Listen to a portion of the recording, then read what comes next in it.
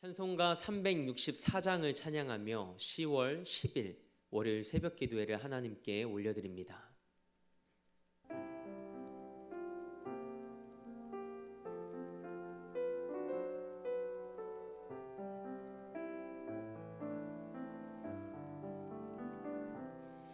내 기도하는 그 시간 그때가 가장 즐겁다. 이 세상 근심 걱정에 얽매인 나를 부르사 내 진정 소원 주 앞에 낱낱이 바로 아뢰어 큰 불행 당해 슬플 때 나 위로받게 하시네. 내 기도하는 그 시간 내게는 가장 귀하다.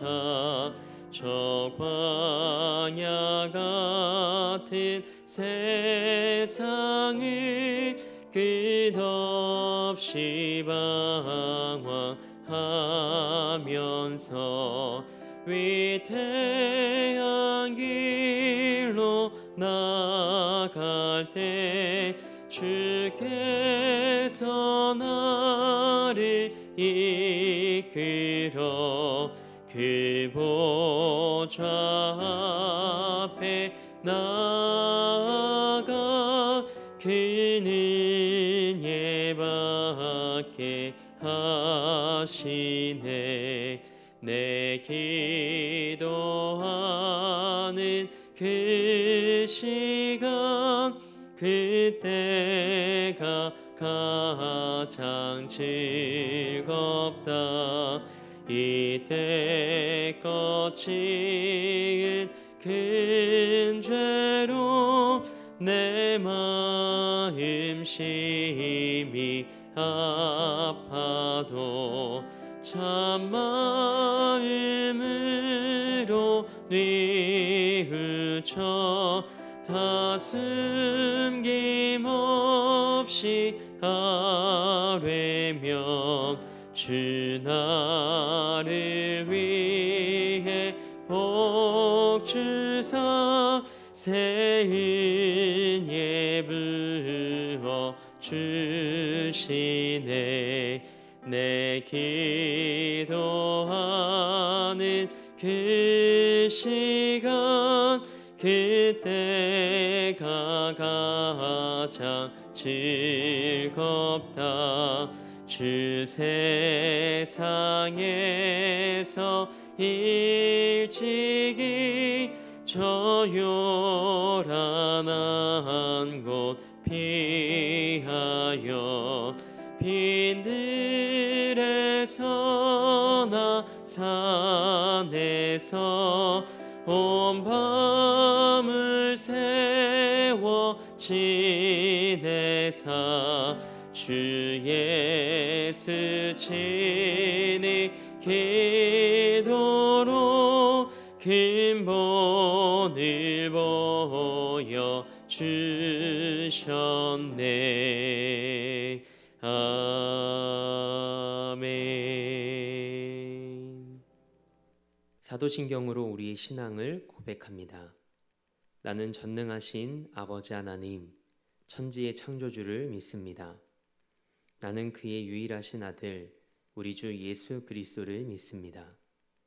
그는 성령으로 잉태되어 동정녀 마리아에게서 나시고 본디오 빌라도에게 고난을 받아 십자가에 못 박혀 죽으시고 장사된 지 사흘 만에 죽은 자 가운데서 다시 살아나셨으며 하늘에 오르시어 전능하신 아버지 하나님 우편에 앉아 계시다가 거기로부터 살아있는 자와 죽은 자를 심판하러 오십니다. 나는 성령을 믿으며 거룩한 공교회와 성도의 교제와 죄를 용서받는 것과 몸의 부활과 영생을 믿습니다. 아멘. 우리 힘차게 박수하며 405장 한 장 더 하나님께 영광 올려드립니다.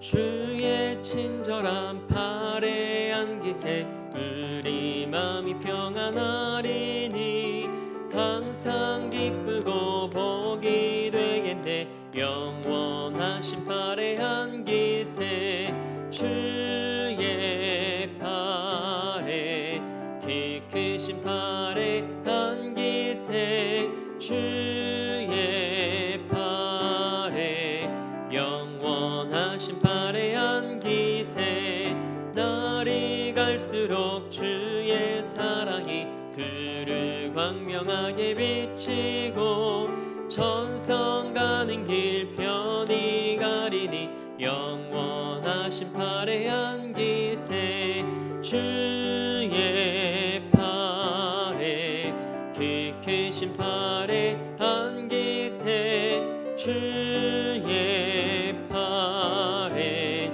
영원하신 팔에 안기세 주의 보좌로 나아갈 때에 기뻐 찬미 소리 외치고 겁과 두려움 없어지리니 영원하신 팔에 안기세 주의 팔에 키 크신 팔에 안기세 주의 팔에 영원하신 팔에 안기세. 아멘. 오늘 우리에게 주신 하나님의 말씀은 사무엘하 14장 1절에서 3절의 말씀입니다. 하나님의 말씀을 받겠습니다 고백한 후에 저와 여러분 한 목소리로 합독하겠습니다. 하나님의 말씀을 받겠습니다. 스루야의 아들 요압이 왕의 마음이 압살롬에게로 향하는 줄 알고 드고아의 사람을 보내 거기서 지혜로운 여인 하나를 데려다가 그에게 이르되 청하건대 너는 상주가 된 것처럼 상복을 입고 기름을 바르지 말고 죽은 사람을 위하여 오래 슬퍼하는 여인같이 하고 왕께 들어가서 그에게 이러이러하게 말하라고 요압이 그의 입에 할 말을 넣어주니라. 아멘. 하나님의 말씀으로 새로운 하루를 여는 사랑하는 성도님들의 삶이 언제나 하나님의 뜻을 먼저 구하는 삶이 되길 축복합니다.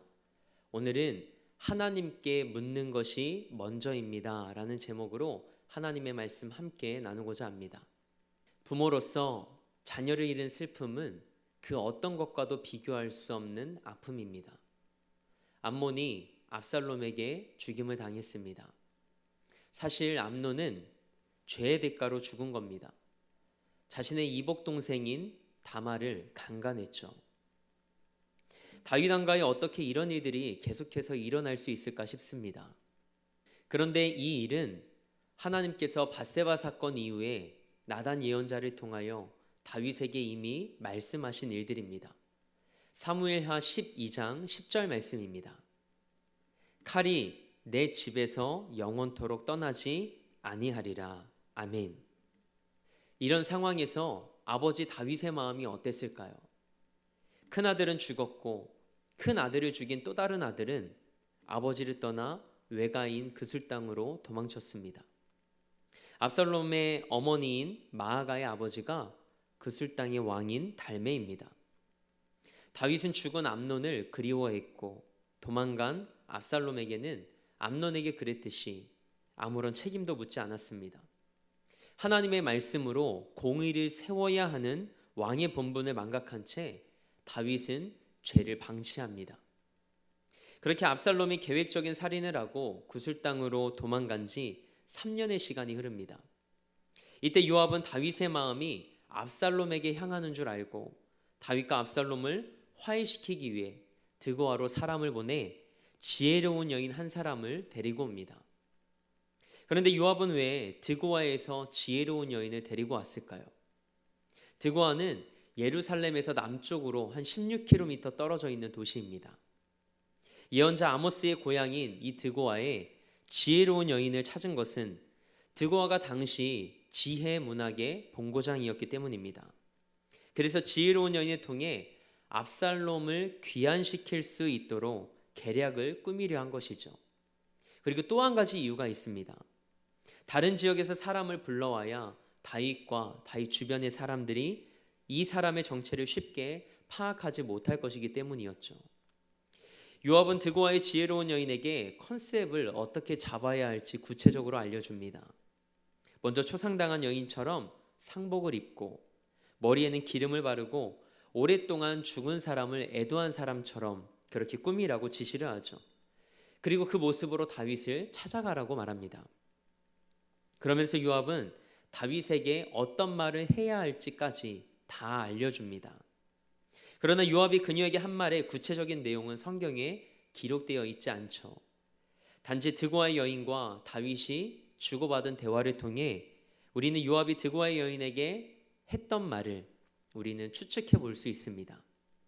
드고아 여인이 다윗에게 한 이야기는 창세기 4장에 기록된 가인과 아벨의 이야기를 연상시키는 듯합니다. 그녀에게는 두 아들이 있었는데 그 둘이 서로 싸우다가 주변에 말리는 사람이 없어서 형이 동생을 죽이는 불상사가 발생했답니다. 그러자 온 집안이 들고 일어나 동생을 죽인 큰 아들을 내놓으라고 드고아 여인을 힘들게 했다는 이야기입니다. 그들은 동생을 죽인 죄를 갚기 위해 형을 죽임으로 상속자가 되지 못하게 하려는 불순한 의도를 가지고 있다고 다윗에게 말하죠. 상속자가 사라지면 그에게 돌아가야 할 상속 재산을 자신들이 가로챌 수 있었기 때문이었다는 그런 가정의 이야기입니다. 그런데 동생을 죽인 큰 아들마저 죽는다면 자신의 마지막 남은 불씨마저 꺼버리는 일이 될 수밖에 없다며 다윗에게 간절히 호소합니다. 그래서 여인의 안타까운 사정을 들은 다윗은 자신이 그 문제를 직접 조사하고 해결해 줄 테니 평안히 집으로 돌아가라고 이야기를 하죠. 오늘 말씀을 통해 요압이 얼마나 치밀하게 자신의 뜻을 이루어가는지 우리는 알 수 있습니다. 요압은 용의 주도하게 거짓으로 일을 꾸몄습니다. 이는 다윗을 향한 충성심이 아니라 개인의 이익을 도모하려는 의도였습니다. 하나님의 뜻과 상관없는 계획을 세우고 죄를 죄라고 여기지 않으며 하나님의 공의를 무시하는 사람이 요압이었습니다. 그렇게 자신의 이기적인 목적과 유익을 추구하죠. 요압은 하나님의 뜻을 묻고 구하기보다 세상의 방식으로 행합니다. 요압은 드고아의 여인을 이용해 다윗의 동정심을 자극해 이야기를 꾸며냅니다. 다윗의 처지를 빗대며 교묘하게 사건을 왜곡하죠. 압살롬은 계획적으로 살인했기에 죽음을 면할 수 없었습니다. 출애굽기 21장 14절 말씀입니다. 사람이 그의 이웃을 고의로 죽였으면 너는 그를 내 제단에서라도 잡아내려 죽일지니라. 아멘. 회개하지 않는 압살롬을 죽이는 것은 원수를 갚는 것이 아닌 공의의 시행입니다. 그를 처벌한다 하더라도 다른 왕자들이 있으니 상속자가 없는 것도 아니었습니다. 여인은 교묘하게 꾸며낸 이야기를 통해 다윗이 상황을 잘못 판단하도록 유도했습니다. 드고아 여인의 감정적인 논리에 다윗은 사적인 감정을 개입시키며 공의를 포기합니다. 다윗은 자신의 처지를 투영하며 아버지로서 사사로운 연민의 정에 이끌리게 되죠. 우리는 사적인 이익과 연민을 따르지 않고 언제나 하나님의 말씀인 성경과 그분의 뜻을 따라야 합니다. 다윗은 율법을 집행하는 왕으로서 평정을 잃고 상황에 휘둘려 공의를 무시하고 맙니다. 그런데 이 여인의 이야기에서는 압살롬과 맞지 않는 부분들이 있습니다. 여인의 이야기에서는 두 아들이 싸우다가 우발적으로 한 아들이 다른 아들을 죽였지만 압살롬의 살인은 철저히 계획적이었습니다. 그리고 압살롬은 쫓겨난 것이 아니라 스스로 도망쳤죠. 결정적으로 압살롬은 회개하지 않았습니다. 회개하지 않는 자를 용서하는 것은 하나님의 뜻과 대치되는 것이죠. 다윗은 여기에서 또 한 번 무너집니다. 연민의 정으로 아들을 받아들입니다. 겉으로 보기에는 요압이 다윗의 슬픔을 알아채고 위로하려는 것 같아 보입니다. 그러나 요압이 진정으로 다윗을 위했다면 그는 거짓으로 일을 꾸며낼 필요가 없었죠. 목적이 정당하다면 방법도 정직해야 합니다. 요압은 자신의 생각과 세상적인 지혜로 자신의 목적을 이루려 했습니다. 요압의 이런 생각과 자식을 향한 다윗의 때이른 용서는 훗날 내란과 반역이라는 더 큰 아픔으로 이어집니다. 우리는 기억해야 합니다. 하나님의 공의가 먼저입니다. 그리고 하나님의 뜻이 언제나 먼저임을 잊지 말아야 합니다. 그래서 우리는 어떤 일을 하든지 하나님께 물으며 그분의 뜻을 구해야 합니다. 그런데 우리는 우리가 늘 모든 것을 계획하고 이미 결정해 놓은 후에 기도하는 경우가 많습니다. 예를 들어 하나님, 이 일을 하기로 했는데 하나님 도와주세요. 하나님, 저 이 사업을 시작하기로 마음먹었는데 하나님 아시죠? 이런 사람이 요압과 같은 사람입니다. 저는 여러분과 저의 우선순위가 바뀌길 소망합니다. 무엇을 하기 전에 하나님께 묻는 것이 우리의 영적인 루틴이 되길 원합니다. 하나님께 묻는 것이 먼저입니다. 하나님의 뜻을 구하는 것이 먼저입니다.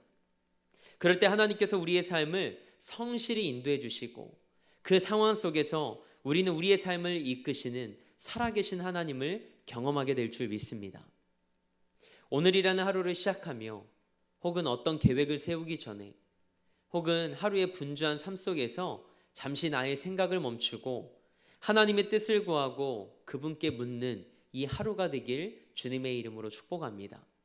그럴 때 하나님의 최선으로 우리의 삶을 인도하시는 하나님의 하루를 살아내게 될 줄 믿습니다. 오늘 여러분과 저의 하루가 하나님의 뜻을 구하고 하나님과 동행하는 그분의 하루가 되길 주님의 이름으로 축원합니다. 함께 기도하겠습니다. 하나님, 우리 삶이 언제나 하나님의 뜻을 묻고 구하는 삶이 되길 원합니다. 하나님께 묻지 않고 어느 순간부터 우리가 하나님의 자리에 올라서서 모든 것을 판단하고 결정하는 어리석음을 벗어버리게 하옵소서. 내 삶의 주인이 하나님이심을 인정합니다. 오직 하나님의 뜻과 성경적인 원리에 따라 모든 것을 하나님께 묻고 성령의 인도하심을 받는 우리 삶이 되게 하옵소서. 매일의 삶에서 하나님의 뜻을 묻고 하나님 마음에 합한 결정으로 하나님이 찾으시고 사용하시는 사람이 되게 하시고 진실함과 진심으로 악한 세상 가운데서도 믿음의 선한 영향력을 끼치며 하나님 나라를 이루어나가는 삶으로 쓰임받게 하옵소서. 오늘도 이 나라와 열방을 위해 기도합니다. 온 땅의 주인 되신 주님, 온 열방이 하나님의 하나님 되심을 인정케 하옵소서. 이를 위해 세상에 무릎 꿇지 않는 자들을 남겨주셨사오니 믿음의 기도를 통해 하나님의 살아계심을 만방에 드러내게 하옵소서. 우리 대림교회를 위해 기도합니다. 영혼을 구원하고 삶을 변화시키는 재단으로 하나님께 쓰임받게 하옵소서. 특별히 오늘 전교인 소풍 가을에 나에게 주시는 안식 여행을 통해 참된 안식과 온 성도가 하나됨의 은혜를 경험하는 하루 되게 하옵소서. 담임 목사님을 기억해 주시길 원합니다. 이 지역과 이 땅에 복음의 커다란 숲을 이뤄나가며 111의 사명을 이뤄나가는 은혜의 도구로 쓰임받게 하옵소서. 그리고 우리 사랑하는 성도들의 삶과 가정과 일터에 우리 주 예수 그리스도의 은혜와 평강으로 가득 채워주옵소서. 오늘도 삶의 자리를 성전 삼아 미디어 예배로 이 하루를 시작합니다. 오늘 하루 하나님의 뜻을 구하며 하나님께 묻고 한 걸음 한 걸음 주와 동행하며 우리 삶에 가득한 성령님의 흔적을 보게 되는 하루 되게 하옵소서. 그렇게 일하실 하나님을 기대하며 우리 삶의 목적 되시고 이유 되신 우리 주 예수 그리스도의 이름으로 기도합니다. 아멘. 하늘에 계신 우리 아버지, 아버지의 이름을 거룩하게 하시며 아버지의 나라가 오게 하시며 아버지의 뜻이 하늘에서와 같이 땅에서도 이루어지게 하소서. 오늘 우리에게 일용할 양식을 주시고 우리가 우리에게 잘못한 사람을 용서하여 준 것 같이 우리 죄를 용서하여 주시고 우리를 시험에 빠지지 않게 하시고 악에서 구하소서. 나라와 권능과 영광이 영원히 아버지의 것입니다. 아멘.